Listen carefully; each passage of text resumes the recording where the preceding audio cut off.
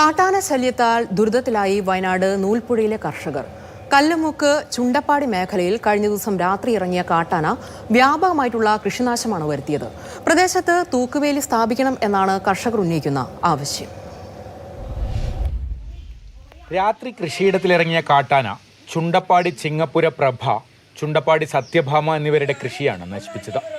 പ്രഭയുടെ 4 തെങ്ങും നിരവധി വാഴകളും ആന നശിപ്പിച്ചു. സത്യഭാമയുടെ 6 തെങ്ങുകൾ കുത്തിമറിച്ചു. കായ്ക്കാറായ തെങ്ങുകളാണ് കാട്ടാന നശിപ്പിച്ചത്. ഇതുവഴി വലിയ സാമ്പത്തിക നഷ്ടമാണ് കർഷകർക്ക് ഉണ്ടായത്. സമീപത്തെ വനാതിർത്തിയിൽ പ്രതിരോധ സംവിധാനങ്ങളില്ലാത്തതാണ് ആന കൃഷിയിടത്തിലിറങ്ങാൻ കാരണമെന്ന് കർഷകർ പറയുന്നു. ആനശല്യം വൈകുന്നേരം രാത്രി 12 മണിയാകുമ്പോൾ ആന ഇറങ്ങി ഇവിടെ സാധനങ്ങൾ തെങ്ങും കഴും വാഴയൊക്കെ എല്ലാം നശിപ്പിച്ചു. അപ്പൊ ഇവിടെ ഒരു സാറുമാര് നോക്കാനില്ല, ഇവിടെ ഒരു ഫെൻസിങ് ഇല്ല. പകലാണെങ്കിൽ കുരങ്ങ് ശല്യം, രാത്രി മാനും ആനയും. അതിനൊരു എന്തെങ്കിലും ഒരു നഷ്ടപരിഹാരം അങ്ങനെ നശിപ്പിച്ചു. അപ്പൊ ഇനി നഷ്ടപരിഹാരം എന്തെങ്കിലും ഞങ്ങൾക്ക് തരണം. അപ്പൊ ഇവിടെ ആണുങ്ങൾ ആരും ഇല്ലാത്തതുകൊണ്ട് എപ്പോഴും പെണ്ണുങ്ങൾ വന്ന് ഇവിടെ കാവല് നിൽക്കാൻ പറ്റില്ല. വനാതിർത്തിയിൽ അടിയന്തരമായി ഫെൻസിംഗ് സ്ഥാപിക്കണമെന്നാണ് ഇവരുടെ ആവശ്യം.